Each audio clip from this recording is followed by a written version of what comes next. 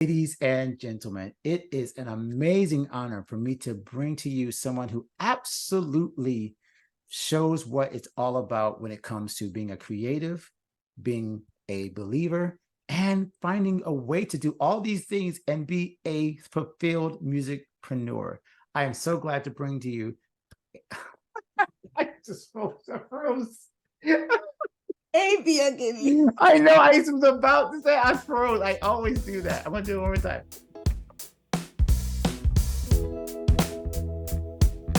I want to welcome Ebi Oginni to the God and Gig Show. How are you? I'm good. Thank you so much for having me on, Alan. Really glad to be here. It is an amazing thing. We're already laughing and enjoying kind of like this the spirit because we are kindred spirits. You really do. Again, as soon as I found your podcast, I was like, I'm not alone. There's somebody else that cares about this connection between faith and creativity and making it in the music business and as a creative. And yet you have this whole other side of your life that I was like, how does she do this in 24 hours of the day? So I cannot wait for people to hear your story, but even more importantly, hear themselves in your story and hear your wisdom on how to make it through the things that you've made it through. But you know, this is coming as a fellow podcaster. You know, you have to do the 30-second elevator pitch and put that whole story into about 30 seconds, right? So I'll pitch it to you like this. When people meet you for the first time, what are the few things that you absolutely want them to know about you if they don't remember anything else? I am a mom, a wife, and a healer that uses multiple avenues to heal through music, through speaking, and through my job as a pediatrician. That was probably about 30 seconds, wasn't it? No, you did amazing. I think you beat it. I've never had a timer. I'm not going to do that to people because I would never finish it either. But that is, again, such an incredible part when I know people have already clicked on it and seen that list of things that you just mentioned: musician, mom, wife, pediatrician. They're already thinking like, how in the world does this all fit into one person?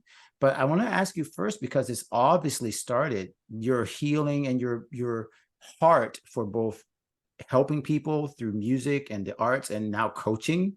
So all of these things had to come from somewhere. So take me at least back to your first inkling in terms of music. Like, where did your love of music come from? Was it school? Was it church? Most of us have that one first thing that you're like, oh, I love this so much. So what was that first musical moment for you or thing that pulled you into music?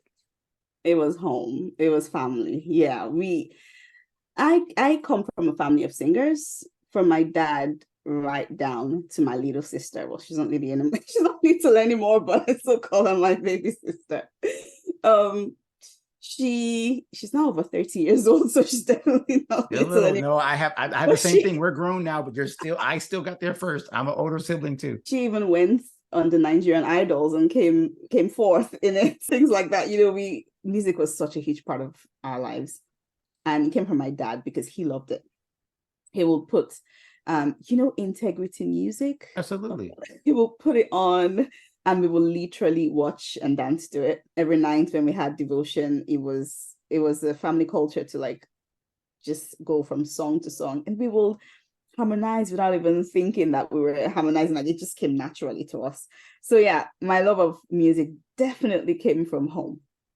Oh, yeah. It's so beautiful. Now I immediately have to think though, because if you're in that culture where your music is a part of your life, and you just mentioned how, literally it was also like your faith was being built up, because if you're having devotionals every night, then clearly that's a priority in your home. But I have to wonder, when does that become a desire to be professional? And because I have to pull this in right away, I am thinking, wait a minute, and I'll give you something that I noticed in my own studies as a musician. This is where I'm a little bit jealous of you, okay? Forgive me. Lord, please forgive me, because jealousy and coveting is not good. But I will tell you a story to lead up to this question. As I was getting ready to be a high school graduate, and I was finishing up my classical studies, I noticed everyone in my piano studio, fellow students, were both music and pre-med. And I used to think, how in the world can they do both those things? And I'm like, there's no way I'm touching anything else. I can only do one thing right, and that's play the piano. I am not going to do it. So My two-part question is, when did becoming a professional musician enter the picture? And was it at the same time or a different time that medicine became a profession? I'm so curious about how you came to both of these worlds and which one was first. Becoming a professional artist only ever really came to my mind as a calling in 2020, 3 years ago. Wow. I never considered being an artist for multiple reasons. First of all, I'm a Nigerian. I'm sure you had those stories. Nigerian I'm parents. glad you went there first, because I did not know if the stereotypes were true, but you're confirming them here. It's true. I don't think there is a Nigerian parent who will let their child say, I want to become a musician without saying, oh, okay, but you have to go study medicine first, or you have to go study law first, or you have to go study engineering first, and then you can have the music in your back pocket, as you know. So it was never really an option. We didn't come from a culture that revered being a musician. I think it was something that poor people did. It was, I didn't have a role model of a successful musician that I admired. The only musicians I knew were the ones on TV. Yeah. And all of that glam, all of that drama, I thought, this is not me. This is never going to happen. So I never actually considered it. I just knew I loved music, but it was never on my, and I dabbled, like, because we love music so much. We went to the studio, I went to do a single. I might have even thought about releasing an album, but it was never like a big picture. You're doing this for real. It was literally dabbling.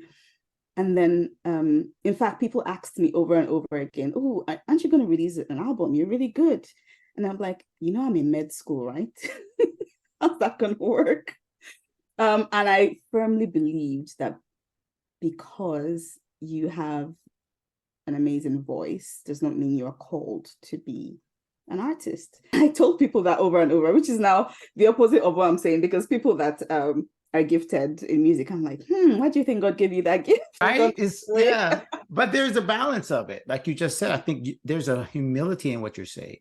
Yeah. That you weren't, oh, well, because I can sing, then I'm entitled to a career in the arts. And of course, having that cultural thing pushing you to say, oh, you got to have your plan A and then music is plan B.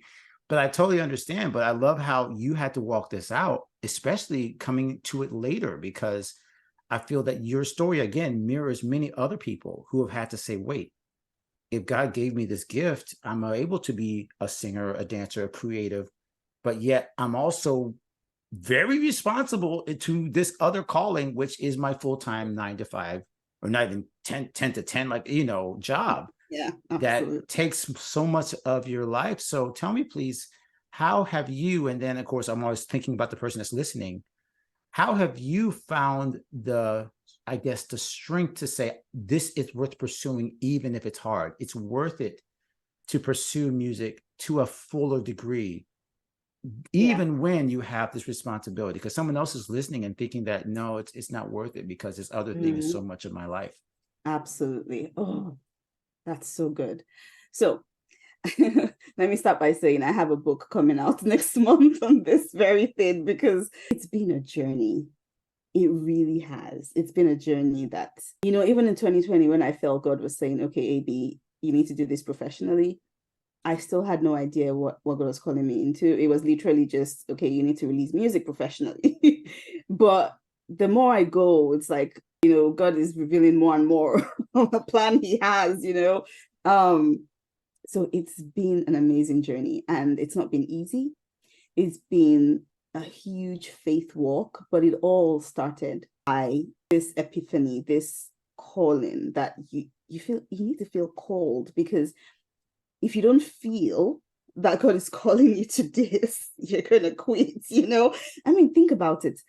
We could easily spend thousands producing or getting a song produced, right, with nothing coming in, because you're new and no one knows to go stream your music, So when you're starting out, you are literally a missionary.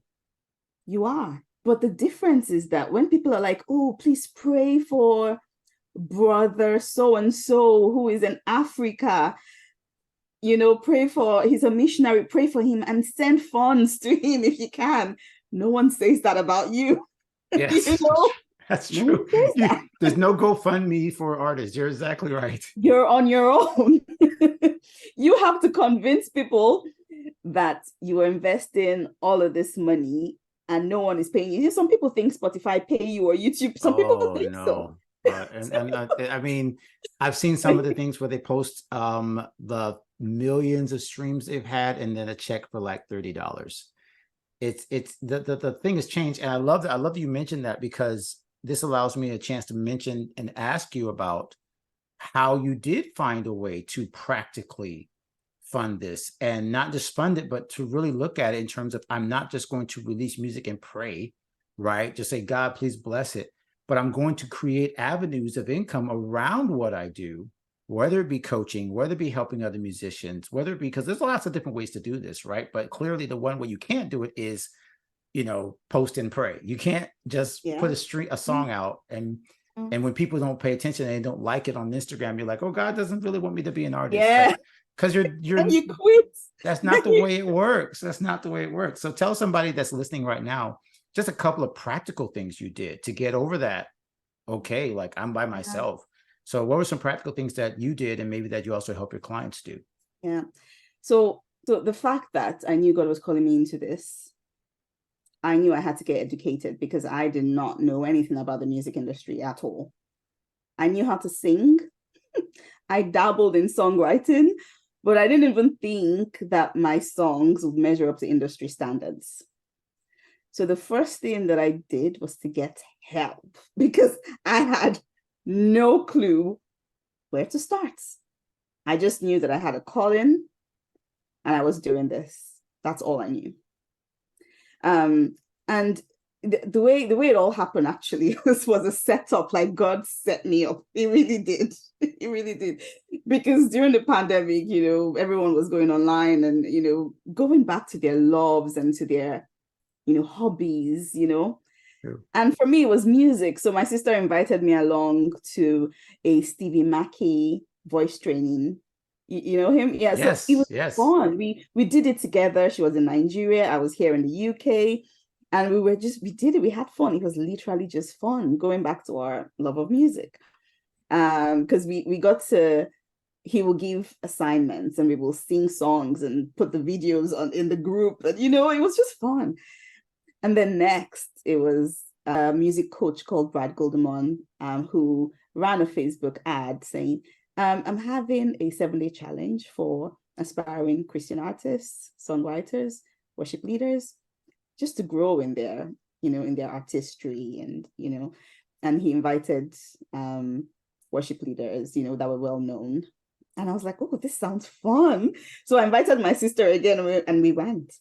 And it was such a blessing, being, in a group with other Christian artists, just learning about the craft, because it was part of what we did, And then he talked about, joining his academy, just to get better at songwriting, to release music. And I was like, no, not for me, And then he had another one again months later. And I went again. I was like, oh, yay, fun again. And this one, I was like, all right, I'm going to sign up. I think there's something here. Yes, you said fun 3 times. And I love how the fun is slowly getting a little lighter, like fun. This is fun. And now it's starting to sound like work and serious. So I signed up. And then, because he will give like challenges, write a song, just different things to get your creative juices flowing. And one night, I woke up in the middle of the night and I had gone to use a loo. And in the space of how long does it take to use a loo? I had received like a full song, like verses, chorus, bridge, everything.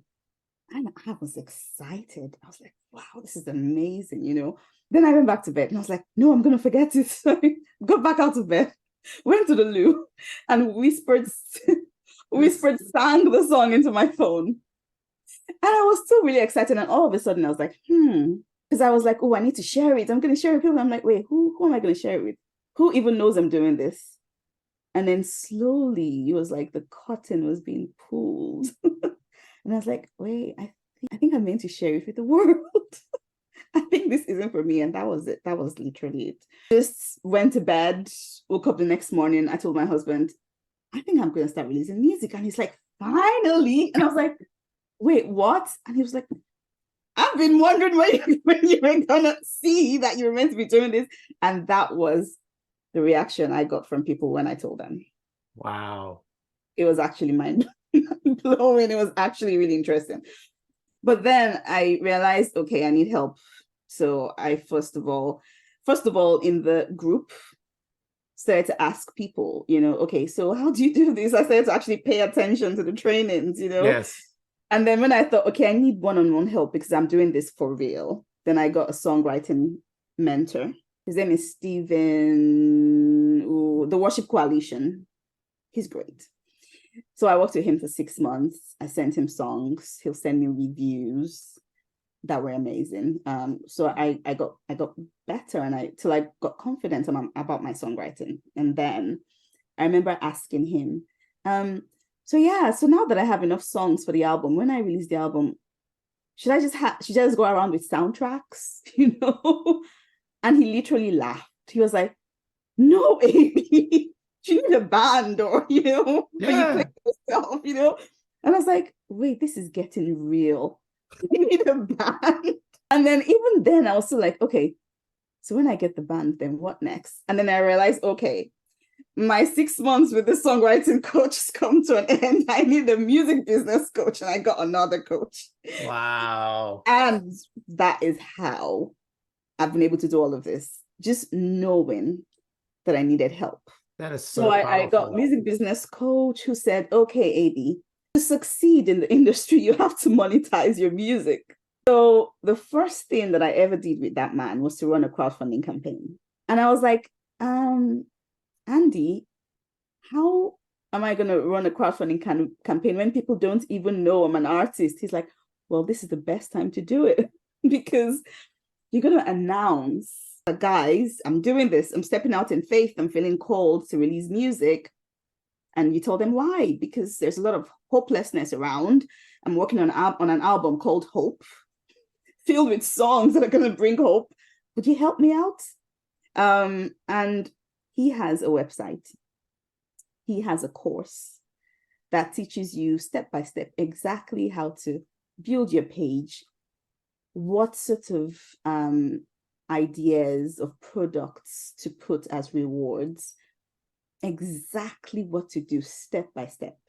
And he did that for free for everyone that came. And then obviously they take like maybe 10% or something for running the platform, which I think is very reasonable because you didn't pay for the course, you didn't pay for, Right. That was tremendous value. So the first thing I did was have a crowdfunding campaign. And I raised like £3,000.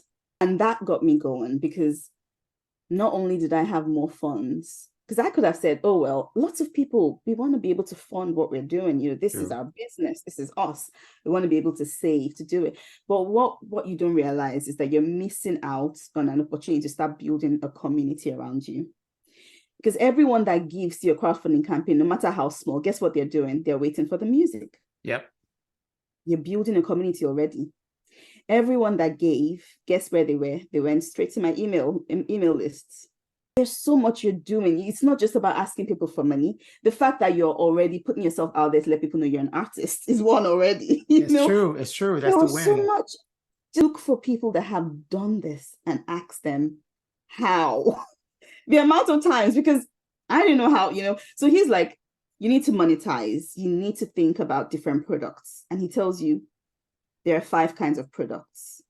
There's subscriptions. There is services or events where you have a concert. Services, you're teaching piano or you're coaching.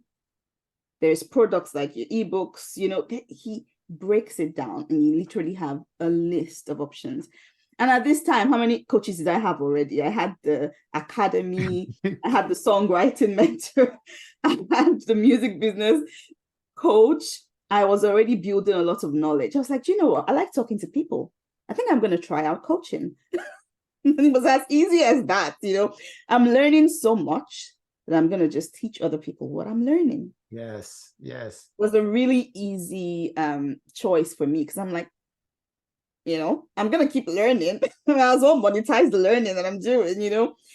And when I had my second crowdfunding campaign, I put coaching on it. Really? That's interesting. So you put coaching. This is interesting, because I was just going to say, like, number one, the way that you have absolutely prioritized learning. And I'm going to be a little bit of a poke the bear here, because many people look down on these programs as if they're just, oh, everyone's just teaching musicians, and it's multi-level, and it's just people. And meanwhile, you're saying that was literally your path to doing what you're doing. And here's the thing that I love about what we're sharing right now. You're not saying that your program is the one. You've just spoken at length about the benefits of somebody else's program. Yeah. So if we were all out here just trying to make money for ourselves and our own coaching programs, we would never mention anybody else's. We would never say, hey, go find this coach. I recommend this program. This vocal coach was amazing. You're saying wherever you go, learn from somebody, but you need in the multitude of counselors, there is safety. And that's what you found for the music industry. That I just wanted to make sure we highlighted that, because again, like the fact that you can teach it, and then the Bible also says that he who waters will be watered. Yeah. So the way to give back is to teach somebody else what you were just taught.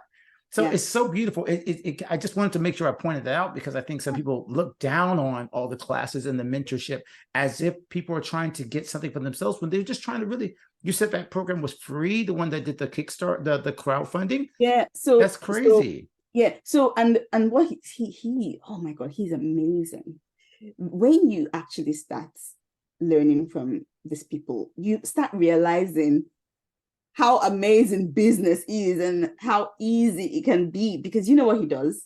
He's like, it's brilliant, his business idea. So he gets people in, and by now his website, the platform, has raised over £1 million for artists, by the way. Wow. So this is like a specialist in crowdfunding campaigns. But you know what he now does? He has a production company. He has a music management company. I mean, it's like, one-stop shop. So if you work with me from these funds that you've raised, you get deals, you get offers, you pay less money because you have to pay me 10% if you're just taking your money away. But if you let me produce your song, it costs less. If you let me do all of these things for you, so that's how I was able to actually buy my first course, my first one-on-one with him, because I used part of the money for the crowdfunding campaign. So people every time I sign people onto my program, the crowdfunding is always part of it. I see. Okay. Yeah. So, that's what I noticed. Oh yeah, because I send them to him. Oh, okay. I see. So okay, I wasn't sure. Like, so now as you promote your own crowdfund, I teach you about it. Right. But he's the expert. And this is the thing. You can't compare 3 years worth of experience for me to someone who's done this, who's raised $1 million. It just doesn't make any sense, like my book. I'm actually putting the names of my coaches in there, because what I do is different, because I've combined so many different things and I have like a bespoke program. It's different from them all. I have no problem sending you to people, in fact, there was one of my first clients. She was like an ideal client. When they say who's your ideal client? Yeah, 100%. She literally wanted to just walk the path I did. So she did her crowdfunding campaign. She worked with my songwriting coach. She's just like me, okay, where do I go next? Where do I go next? But you were the guide. The key is that she wouldn't have found all those people if you had not walked the path first. And that is worth them saying, hey, yes, I could have found this individual by themselves, but they wouldn't have found the next four if you weren't the guide to lead them through that. And this is the thing that I love so much about this. And I want to really pivot here and make sure I point this out about your program and what you're doing in your book. This happened to me with my book, God and Gigs. I was getting ready to talk about this whole thing, same thing, called out. I was like, okay, God wants me to write this book and he wants me to talk about my experience, but I feel so inadequate and so much imposter syndrome because somebody else has done it. And I was in a conference with, I won't name all the names, but some amazing people, but I bought my way in. I paid the ticket. I went to the conference with my wife on our anniversary. Thank you, honey. She went to, on our anniversary, to a conference in Houston with some amazing people. And actually, I will say the name of the person because I want to get them credit just like you did. So Aaron Lindsay, who was a producer with Marvin Sapp and Israel Houghton and all the, he's an amazing, he's now a pastor in LA. But Aaron Lindsay stood up and said, I've written a book about being a musician as a Christian and something. And I was like, oh no. Aaron Lindsay wrote a book. I'm not, and then his next word is what freed me. It's the reason why everything you see behind me is why we're on this podcast right now. He said, if God has given you an idea that is similar to this, go do it. He said, I am not the individual only person that could write a book like this. I wrote my book. You go write your book. Me sitting in that room, having said, I want to be under the mentorship of people like him. And then him saying, go write. I one of my treasured pictures is one of me, is me being with him holding the book. I got to show it to him like 3 years later. I was like, thank you, Aaron, for what you did. And so, yes, exactly what you're saying to those other people. They're following in your footsteps, but you're going to show them the path because you were willing to be taught. Yeah. And that means they're willing to be taught. And to be teachable is like one of those spiritual gifts that just allows you to walk into whatever God is bringing you in. So exactly. I applaud you for the way you're doing it. It's just a beautiful example. And you're enjoying the benefits because, again, I don't even want to get into like what you're doing. I'll let you decide if you want to talk about it. These other avenues you're going in terms of your healing, in terms of helping children, like your world is not just here in the music world now, it's expanding even beyond that. Yeah. The power of an idea, right? The power of an idea, because that you're a musicpreneur, like an entrepreneur, we are essentially our next idea. We just keep thinking of new things to grow and new. Please hashtag that. You say that again. You said, I don't know what I said. No, I'm gonna make sure. Entrepreneur is essentially their next idea. Is your next idea. That's powerful. Is your next idea, because it's just like our songs, your next song. But when you're running a business, you have to just keep thinking new ideas. And I'm constantly, okay, what can I do? What can I do? What can I do? Because I'm a musicpreneur. I'm building something. I might still be at the early stages, only three years in, but I'm building something. I'm going somewhere. So and the more I keep adding, because this year was all about speaking. Early January, first week in January, I launched my podcast. And I was like, okay, I need to get better. I need to add, because I knew I wanted to be a professional speaker. You asked me how I fund. Well, this is the plan I have multiple streams of income. No one who is successful currently only gets their income from one daytime job. Everyone and anyone is thinking of multiple ways to bring money in, because that's how you are going to build a legacy. That's how you're going to be able to scale. Yes. Because you're stuck in a 9-to-5 job. You're stuck with what's being paid to you. If you ever want to say, okay, now I want to earn more money, you need to get creative. And that power is in your hand. It's only you that can make that decision. So not just a side job. How about multiple side jobs? How about multiple things, And as a speaker, speaking, first of all, was also a no-brainer, because every time I share my music, I love to tell the story behind the music. And I was like, oh, you can get paid as a speaker? Well, that's simple. I'm already doing it right. I talk all the time. Yes. Just learn how to do it better. Yes. So I got multiple coaches on speaking, but also I'm always still thinking of ways to bring them all together. So this recent idea that came in the last month or so Because I kept thinking to myself, one of my coaches was like, Ebi, when you see yourself speaking, who is your primary audience? And I settled on students and young people. Okay. Because I think I just see myself being able to talk to them. They're early, they're young. You can As a the trajectory of their that's where lives. your heart was as a pediatrician. Again, I hadn't even got a chance to like talk about like how in the world you're still doing this and still serving as a doctor. Like, I don't know what we need can you just schedule that as the master class in terms of time management after you finish your other offers? Can we please have the time management course? Because I need that. I need that, because if you can do it, none of us have any excuse. But your heart clearly is already for children, and again, is how God seems to bring it all together for you. So now you're reaching them just in a different way. Yeah, absolutely. Because I start thinking about, okay, what can I do? And I start thinking about work. As pediatricians, we need to do something in the community. It could be treatment based, it could be educational, a way to educate the community. And I was like, wait, why can't I? I started out the year thinking I need to get better around mental health, around dealing with teenagers, because sometimes I feel powerless to help them. Like the eating disorders and the low mood, and they're teenagers. They're already hard to talk to as parents, because they're like grunting and just yes or just shrugging. And I want to be able to help people, and I feel powerless when it comes to teenagers. And one of my dreams have been that my songs will appeal to them as well. The message will also be for them, So I started to think, okay, what can I do in the community? And I was like, oh, wait, can I do something around mental health? Then can I interview people around strategies for mental health? And maybe even record an album around mental health? And then think of this resource.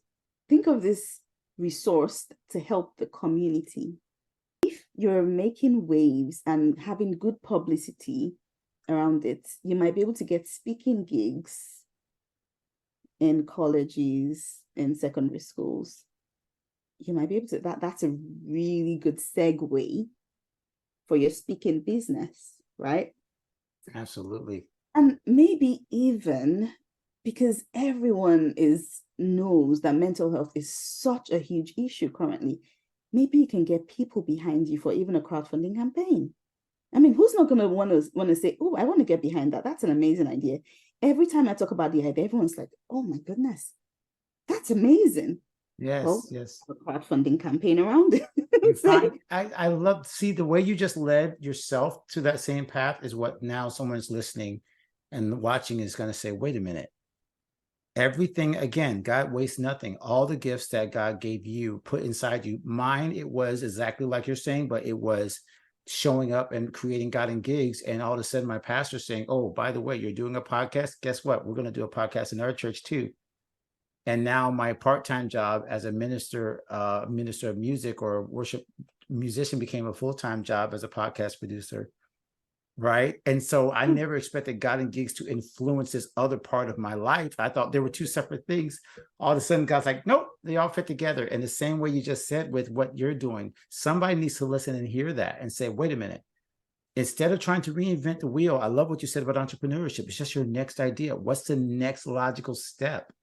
And the way you're walking this down, I can see why you're an amazing coach, because you just following those paths that you just said. I said, oh my gosh, I can be thinking the exact same way. Like there's a through line that I can reach to be a fully fulfilled musicpreneur, as you said, because you're fulfilling all of the gaps that other people have. You're finding the needs. You're finding the things that you can serve other people. And then you just use what God put in you to do it. It's a beautiful thing. Absolutely. And even the speaking, like people look down on courses. People look down on even borrowing money for coaching. They're like, that's too much. Oh, you need to be careful. Well, but we do student loans all the time. We go to colleges. That was my next point. Yeah. I mean, we go into debt for so many other things. Like tens of thousands for a degree you're not going to even use. They're not going to use it. Yep, 100%. And honestly, the experience I've had in paying thousands, I'm like, oh my God. Like you literally have a mind shift of how you can not just get that out, it literally pays you exponentially. Yes, it You becomes know, it becomes an investment mindset. That's you what I definitely hear. literally just see the map. Oh my God, I know what to do now. Yes, Like it's changed. Yeah, like you said, I think our minds are the whole scarcity versus abundance mindset. That's biblical. That's not something new age. That's biblical. The Bible says, choose life or death. Life and death is the power of tongue, whatever you speak, right? So once you put your mind on those things that are going to bring life, your mind starts to figure out, oh, this is what I need to do to continue to produce more of this. And you're right. But you have to make a commitment to it. You have to make a commitment. But the thing is, the more you pay, the more you're willing to go on the journey. The the more you pay, the value you get is exponentially. The more you pay attention, the more you pay, the more you pay attention. Whoa! Not just even pay attention, but actually, there's a reason why they're charging that much, because they know the value in what they're giving you. That's true. Mm-hmm. It's a reason, you know. Oh, it's just been I when you're talking about don't reinvent the wheel, I came across this guy. He's also a coach who mixes music and speaking, and he calls it a keynote concert. So when he pitches himself as a speaker, it's as a speaker, singer, songwriter. So he plans his talks, and then he would have written music around these topics, and then he sings his songs at the end of it. So essentially a keynote concert would be 3 stories, 3 songs. Wow, that's so smart. But like, that makes him also stand out. Yes, it's unique. Yeah. Do you know? But I worked with him this year and I was like, oh my God, the amount of things that he does. And you're like, this was worth it. I mean, the amount was ridiculous, but it was worth it. So people miss out on so much when they have that scarcity mindset. Yeah. I mean, you don't have to go for the thousands yet if you've not paid a couple of $100 for. Yeah, but start somewhere. Oh, I'm somewhere. I'm so glad you said that, because this is where I would love for you right now to share, because we again, like, we could talk for hours on this stuff, and we could have people. We're gonna have to make you again one of our trusted experts inside our Guiding Gigs 360 program. This is one of the things I'm starting. And I'm literally pitching. I never do this. I should always do this after the podcast, but I'm going to put you on the spot because I believe, God brings things together for a reason. So what I'm doing in Guiding Gigs 360, my program, and again, we're talking about how a rising tide lifts all boats. We're all in the same business. If they win with you, they win with me. If they win with me, they win with you. So we're going to have you in some way as a trusted expert inside our program. So when they go in, they might see a 30-minute talk with you, and then they'll be able to get into your program and learn the things I can't teach them, because I'm not currently building my artist career to the level that you are. I need to do my first album. I'm still back to stage 1 of that crowdfunding, because I've done it before and I was like, I don't want to do it anymore. So I need to follow in your footsteps when it comes to that. We can talk about that. Exactly. That's why we need to work together more, but I want to make sure that they find you. So can you give me, because this is so good, I don't want to bring it to the end, but just tell me one thing that you can tell this audience here that's listening right now and watching. Let's take you back to 2020, to that moment that you took that first course and you were with your sister, like, this is fun. What if somebody else is right now thinking about taking that first course, but they're scared? They're like, no, this isn't real. I've got a real job. I'm just saying. What would you tell someone who is where you were, just like you would tell yourself that same thing? What would you tell yourself right before you took that course? I would say, love yourself. And the reason why I say that is, when you pay for anything that has to do with you, it's an investment in you. And you need to believe that you are prime real estate. You are fertile ground. That's the first mindset shift you have to make. Number one, that you are worth it. Because we spend money on our kids, on our cars, on everything. We have no problem spending thousands for a holiday. How about you're not throwing away the money, you're investing it. Love yourself. My goodness, Amy, I can't even like follow that up. That was the Holy Spirit just talking to someone right there. So I'm just going to leave it with that. Please hear our hearts together that you are worth it, that this is how God is going to move into your life in ways that you can't even, eye has not seen, nor ear heard, nor has it entered into the heart of man the things that God has prepared for him. I don't think that's just heaven. I think that's right now. And so thank you so much. Please, please, they need to follow and be able to stay connected with you and your amazing podcast. So please, I know some people are old school. They still write things down. They can tap the link because I already put it in the description, but please tell them in person how they can follow you, how they can keep up with you and connect with you. Yeah, so you can find me on Facebook as Ebi Oginni Music. My podcast is the Fulfilled Musicpreneur Podcast. You can find that on all podcast platforms. And my website is ebioginni.com. So that's EBIOGINNI.com. I would love to hear from you. I offer free discovery calls if you just want to chat about music and the call you think you may have, how, you just want to chat, I'm up for it. So if you go on my website, go to coaching, you will see a book a call button. Please do.